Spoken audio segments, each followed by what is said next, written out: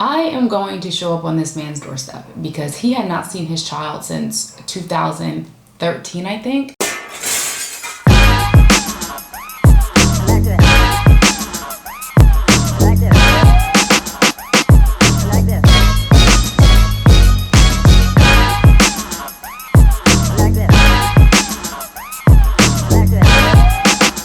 Hey guys, welcome back to my YouTube channel. I first want to say thank you for all the followers who have been following me since I guess 2018 when I started this YouTube channel. And originally I have been like super scared to be in front of the camera, and I was making like these short video music films, short films I was making. And now I'm here, you know, being more confident in front of the camera. So thank you so much for you guys for watching and leaving comments on my videos. But let's get into why you guys are here watching this video.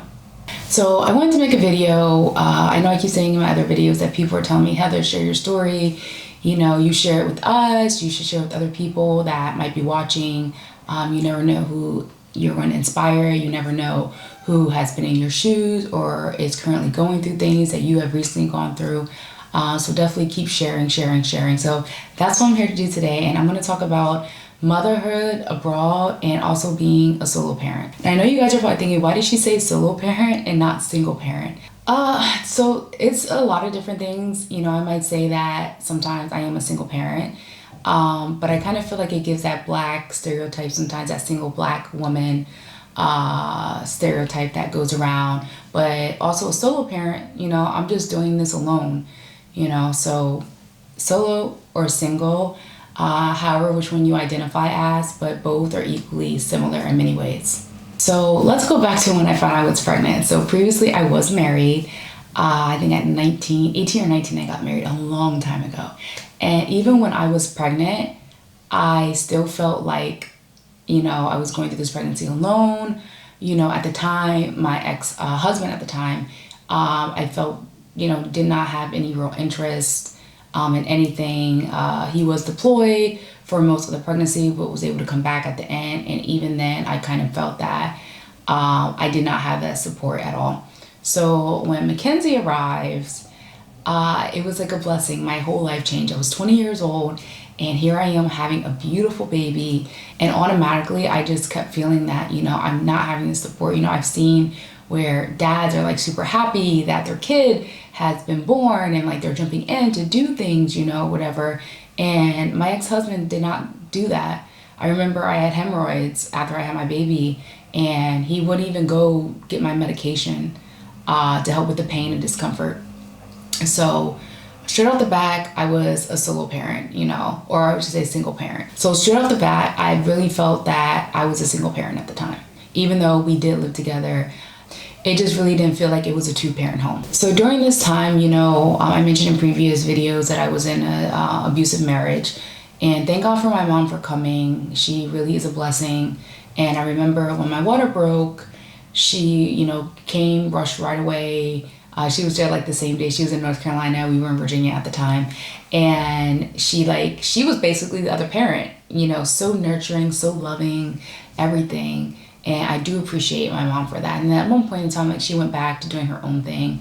And here I am with the baby, being 20 years old. I'm still a kid, technically. No idea. And fun fact, at the same time, me and my sister were pregnant, and her due date was at the beginning of August. And my due date was at the end of August. And I ended up having my baby at the beginning of August. And she ended up having her son at the end of August. So it was very interesting. I never thought in a million years me and my sister would be pregnant at the same time. So I had left finally. You know, I had previously left my husband, I think 2 times, and then I came back. And then finally I left, and, you know, it was a struggle. You know, I always felt that, you know, am I making the right choice? Do I want to leave a security blanket for me? And by security blanket, I mean like I had a roof over my head, or our heads. We had food in our mouths. I had a car, and just the environment was extremely toxic, not only for me, for my daughter, and for my mental health. And I was thinking, I see where people stay in relationships because of the children, just so, the family can have like a 2-person home. And then I remember talking to my mother-in-law at the time, and she was just like, no, just stay, even though here I'm getting like abused and everything. And, so it was a really hard decision for me to actually pack up everything and go. So even after all these years, Mackenzie's 15 right now, about to be 16 in August, and I still have not had support that was needed from her biological dad. And it makes it really hard for me because I have to make all the decisions on my own. I'm making decisions what I think are in the best interest of Mackenzie. I'm thinking about her future. I'm thinking about her safety. I'm thinking about her education. There's so many factors that go into raising a child. When they're sick, am I taking her to the right hospital? Because Mackenzie did have health issues when she was younger. And, you're scared, and like you don't have that support of the other parent to talk to share ideas, to share different things. So it really was a tough time for me. I remember when the opportunity came up for Mackenzie to join me in Japan when I was stationed there. And ideally, her biological dad was like, okay, cool, I'll sign the papers for her to get a passport. And then I filled out the passport application and everything, send it. And next thing you know, while I'm in Japan, I get a email from DC, from the Child Abduction Kidnapping Agency, saying that my daughter could not get a passport and that she was not able to leave the country. I was able to leave the country because I'm on military orders, but our names were put on the Child Abduction and Kidnapping list. For me, it's like I've been taking care of, our daughter, and it would have been an amazing opportunity for her to go live in a foreign country, to see things and travel and just have that abroad experience that was robbed from her, I feel. And even after that, or during that, for 2 years, I was in Japan, my mom had to take care of my daughter. It wasn't like, okay, the other parent gets the child and everything. No, my mom was there. And like I said, I'm so thankful for my mom for everything that she has done, not only for me and my safety and, for Mackenzie as well. So when I decided that we were going to relocate to Portugal, I know you're like, well, wait, what about Mexico? So Mexico, sorry, there's like a gnat right here. Okay. So when Portugal came about, I said, okay, I want to move to Portugal with Mackenzie. And at the time, we were getting in the process of relocating to Mexico. So ideally, you have to have a documentation saying that the child's father agrees that you can move out the country. And I didn't have that document because although I had a court custody order, I had residential custody, and we both had joint legal custody. And the way it's worded was very, very vague, very vague. I remember talking to other lawyers, and they were saying like they'd never seen like a write-up like this before. So I remember contacting him, and I was like, hey, this is an amazing opportunity. Mackenzie wants to go to school abroad, and this is a door for her on so many levels. So I remember him saying off the bat, no. I didn't even finish explaining the opportunities. And he was just like, no, it's not in Mackenzie's best interest at all to do this. And I literally had to waste $5,000 on a lawyer because the lawyers were just like, they couldn't really do anything, and they really didn't want to take jurisdictions with the state because my child custody was in New Jersey, my child support was in Virginia, my divorce was in California, and then where we were living at was Florida. So everyone was like, no, you have jurisdiction, no, you have jurisdiction. I was able to find a loophole where if you are homeless, not homeless, like you don't have anywhere to go or live, but you're homeless or stateless for 6 months, then, you can get jurisdiction in a different state. So that was the idea. So we actually went to Mexico. I did not tell him at all because why? I'm raising our child and I know what's best for her and her best interest because I'm with her 24/7. We went to Mexico and it was a great experience for her. So fast forward to, we were in Mexico and we were getting ready to submit our documentation.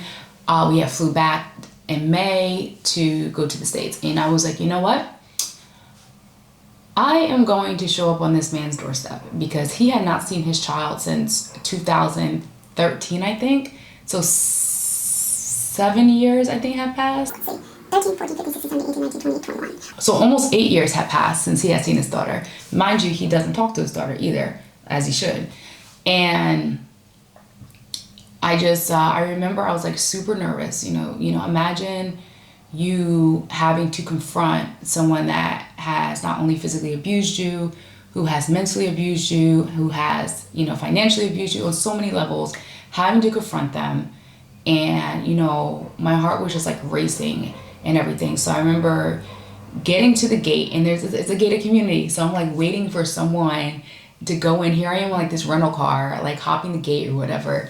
And I like knock on the door, and he doesn't answer. So then I call him. I have Mackenzie call him from her phone. And I'm just like, hey, we're outside your house. Granted, then he like got there really fast. And I literally had to ask this man in person, hey, this is what we're trying to do. This is a great opportunity on so many levels for Mackenzie. One, it's not safe in the U.S. Two, why would you deny your child an opportunity to live abroad and have a better education system than in the United States? And ultimately, long story short, I typed up some documents, and he signed them, boo-hooed, and was like, oh, I've been a shit parent, I'll do better. But clearly he hasn't, and here we are in 2023, and barely nothing has changed. So overall, this has been my experience, being a solo mom, single parent. But there are some things that have always crossed my mind as a single parent that some may be able to relate to, some I've never thought about, or it just may have never crossed your mind. But for me, I just wanted to share and let you guys know that if you are going through this or have similar thoughts, like, your thoughts are very valid. Don't ever downplay and think that, you're crazy for having these thoughts. So one of the thoughts that go through my head often is, am I doing enough as a parent? And I feel that way because, my daughter's older now, and I kind of let her do her own thing. She has her own friends. She has her own identity. And sometimes I'm like, am I, engaging with her enough as far as asking her about her day? Different things like that, asking her about her friends. Like, I do ask about it, but sometimes I'm like, maybe I'm not asking enough. And I don't want to come from a standpoint where I'm just like prying and being nosy. I'm just, genuinely asking, just see, if there's anything going on, is school good, or anything like that. And I constantly think that way because I think back to when I was growing up, in my mom's house, and I don't remember her asking me, things like that. I honestly don't. I remember her working a lot, and she provided a roof over our head, clothes on her back, which I personally did not care for because mine were like hand-me-downs from my sister, and they were outfits, bright colors that I would never ever wear or put on a child. And she made sure we were fed. It may not have been like the best food or the food that we wanted, but we always had food in our stomachs. Another thing I question is, what type of relationship do I want with my child? And all these things like kind of reflect back to my relationship with my mom growing up. Like, do I want to be like the mom that's like a friend, or do I want to be the mom that has like the authority figure? And I fight myself, back and forth. I'm just like, in the back of my head growing up, my mom used to say, I'm not one of your little friends. And I'm pretty sure many can relate to that. And although I think Mackenzie knows that I'm not one of her friends, clearly, because I gave birth to her, but I also want her to know that she can come to me at any time and talk about anything. Look, my hair is like messed up right now. What's going on? But then another part of me is like, okay, I know my child might get it, a little twisted sometimes. She needs to watch who she's talking to like that. And that's when my authority side comes up. So I fight that like often. Like, how do I find balance with that? It's very like an uneasy feeling to me because I don't want to be more than the other. But then I also want to find that balance where, yes, I want you to be able to come to me for anything, but I also want you to know that, I'm making the rules in the house. Am I making the right decisions? Did I make the right decision when I pulled her out of school in 4th grade? Did I make the right decision to homeschool her, which turned into unschooling and world schooling? Was that the best decision for my child? I think about what would have happened if I left her in the public school system in the United States. What type of mindset would she have right now? Would she be exposed to, sex, drugs, alcohol? Because that's what kids are doing nowadays in middle school and high school, you know. Not saying that it doesn't happen here, but I feel that Mackenzie would have been more exposed because it's so open. I think about, did I make the right decision letting her get ear piercing? She had the industrial piercing, and she has like piercings in her ears and everything. She had her nose pierced, and I think about like, was that the right decision? I mean, we got our piercings together, but she was only 14 when she got those piercings. So things like that is just like, if I had another parent to call and be like, hey, what do you think about this? It's something we could talk about, as parents should talk about the welfare of their child. Now, the next one is like, I know me and my mom will fight tooth and nail on this one, is maintaining personal relationships with grandparents, from the other side of the family.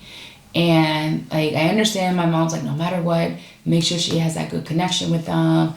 And in my head, although her grandparents are great, I feel like they've never done anything intentionally to put Mackenzie in danger.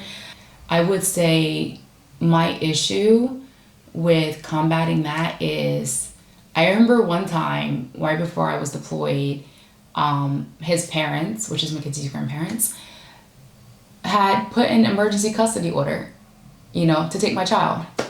And it's wild, why would you do that for?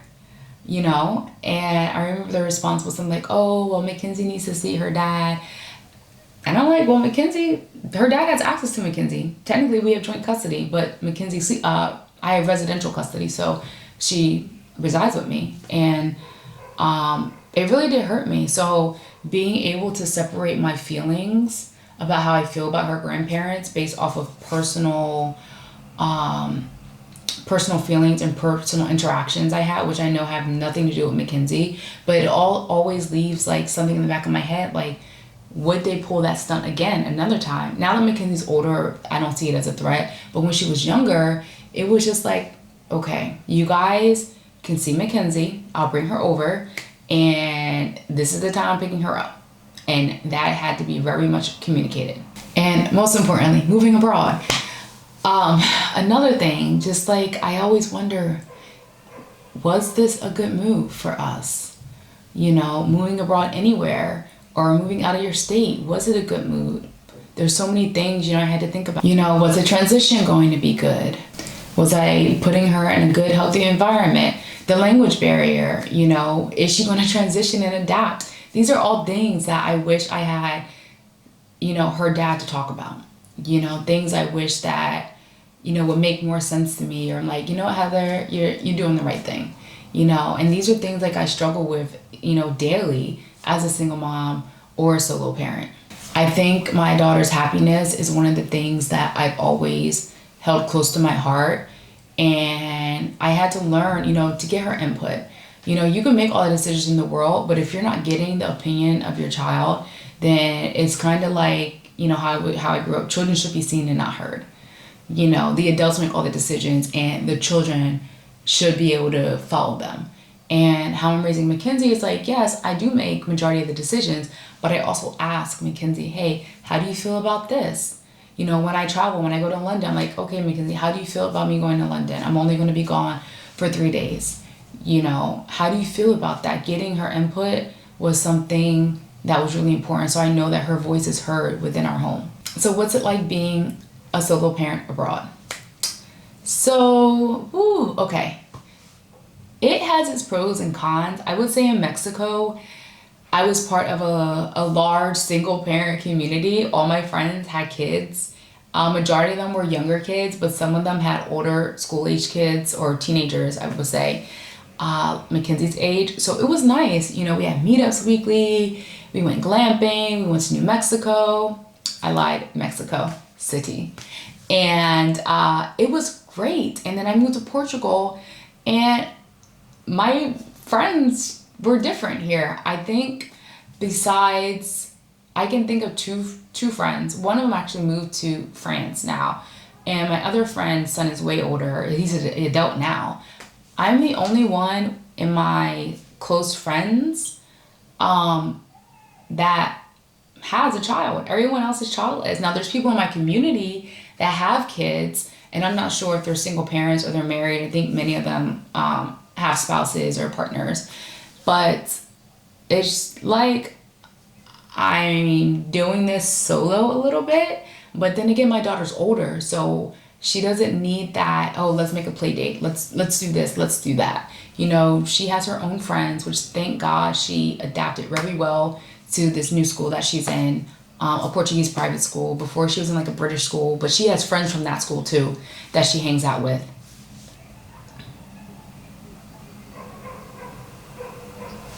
And now Mackenzie, since she's older, she kind of relates to some of the people in my community that are on the younger side and they're like 20s. So yeah, it's totally two different ball fields. But I feel in my heart at the end of the day, you know I made the right choice. At least I think I made the right choice for my daughter. And I hope that when she's older and she looks back, or when she has kids, she understands, you know, why I did the things I did as a single parent, why I did the things that I did as her mom. So for those that are moving abroad, I think that it's very important to find community. You know, thankfully now with Black in Portugal, we have these subgroups, two different subgroups. One group for 12 and under on WhatsApp, and the other one for the teenagers on WhatsApp. So being able to meet people, even if you're like in transitioning or just traveling through, or you live here, I think is very important. I don't know what I would have done if I did not have that community, that beautiful community in Merida, Mexico, to support me, you know, go through the struggles, even though our kids were not necessarily the same age, but we hung out literally like every day. So it was a great community. And wherever you end up, whether it's Portugal, whether it's Mexico, whether it's in Thailand, anywhere, it's really great to be able to connect with the community, especially with parents that might also be going through similar things or have gone through them in a similar way in the past, where you can connect with and share ideas and concerns and anything that could be bothering you.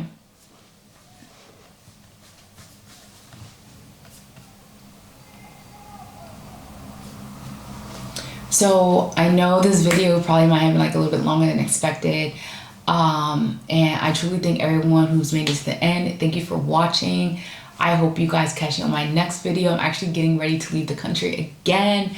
I am headed to Togo in like 3 days. So I may not be uploading twice a week. I'm trying to video or record 2 more videos this weekend so I can put them up for next week. And if not, then you'll be seeing videos from me just once a week until I get back. So don't forget to hit the like and subscribe button, and I will catch you guys on the next video. Bye.